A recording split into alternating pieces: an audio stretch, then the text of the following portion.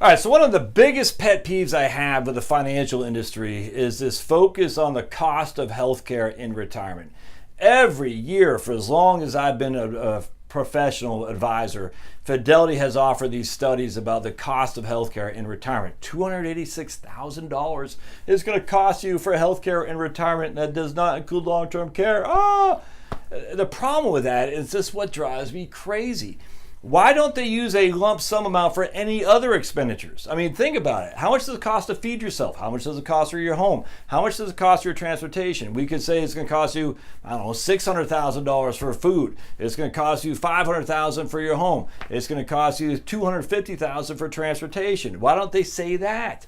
It's nuts. What they're doing is they're estimating. Remember, we talked about the $5,000 annual cost for healthcare with Medicare Part A, Part D, and Medicare supplement. They're using that, they're growing it at a certain rate, and they're saying this is the present value you would need today to be able to finance that amount of healthcare costs in retirement. But we don't do that for property taxes. We don't do that for food. We don't do that for car insurance, all that. We don't do it for anything like that. So why not? It's just the whole thing is silly. And then Genworth, other firms in financial advisory industry says, and you'll see it all over the place. I'm looking at you'll see about the long-term care. This is the biggest expense. Most retirees aren't prepared for long-term care. And I'm going to show you, I'm referring back to my book, You Can Retire on Social Security. And that's another pet peeve of mine. They have all these quote-unquote headline propaganda that says you're going to go to a nursing home facility. And it's just simply not true. So I want to show you, again, you can't see this very well, but if you get my book, you'll be able to read it. And this is from page 108. What is that graph? That's the expected long-term care cost from age 65 to death for those turning 65 in the years 2015 to 2019. This is from the Department of Health and Human Services, the HHS. So they're saying basically there is no expenditure for expected, their models, for about 50% of the population who turned 65 from 2015 to 2019. There 50% of them aren't going to spend anything in long-term care costs. All right, we got 70% of the people who turned 65 in 2015 and 19. 70% will spend under $100,000 adjusted for inflation.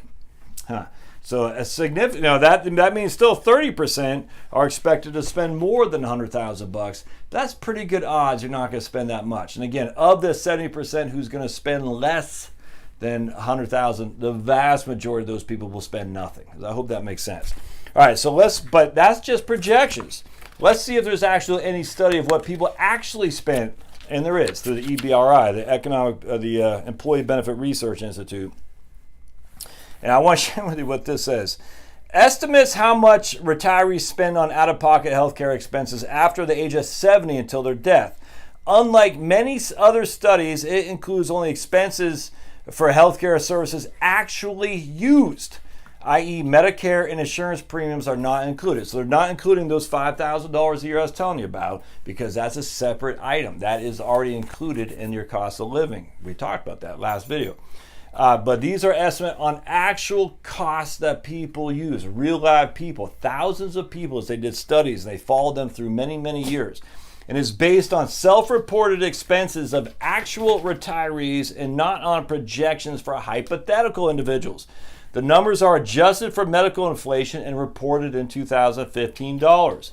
The self-reported expenses are from payroll data from the Asset and Health Dynamics among the oldest ahead and a cohort of the Health and Retirement Study, which is through the University of Michigan. All right, so remember, the study is not looking at hypotheticals or models, but actual self-reported costs from real live human beings. All right, so what did they find out? For the majority of surveyed people, out-of-pocket healthcare expenses are not as high as commonly believed. For those who died at 95 or later, the median cumulative out-of-pocket expense age 70 until death is slightly above $27,000. Remember, median, 50% had more, 50% had less. Those are for people who died at the age of 95 or later. That's adjusted for inflation. That's adjusted for healthcare inflation. And I'm sorry, that's not including Medicare premiums, Part B, Part D, and Medigap. That is the median was $27,000. Those are people who died after the age of 95. The median, the 90th percentile and 95th percentile of average annual out-of-pocket expenses, this is the median, was $2,000. That's the median. So 50% of the people had more, 50% of the people had less for long-term care costs. $11,000 for the 90th percentile and $19,000 respectively. The median total cost for out-of-pocket expenses was only $27,000 for those aged 70 and older. The median, $27,000 for real live people. Now the authors do say nursing home expenses are one of the biggest contributors driving the skewness of the distribution. Without out-of-pocket nursing home expenses, the 90th and 90th percentiles for those who die at age 90 or later drops to nearly $96,000 and $154,000. So essentially, if you don't go to a nursing home, you're going to be fine. The vast majority of people don't go to a nursing home, thus you're going to be fine. Now, could you go to a nursing home? Sure. Could that be a big cost? Absolutely. Is it enough for you to worry about it too much? No, I would not. In fact, if you own a home, I would. Look, I have long-term care insurance. I do because I'm 49. We bought it 10 years ago when I was 39. My wife is 35.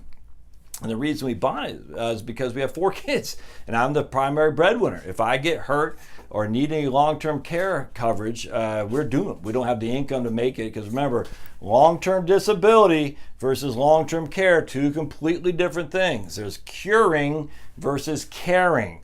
Long-term disability is to cure you, to get you back up and running. Long-term care is to care for you, i.e. you need help for essentially until you go to your greater reward.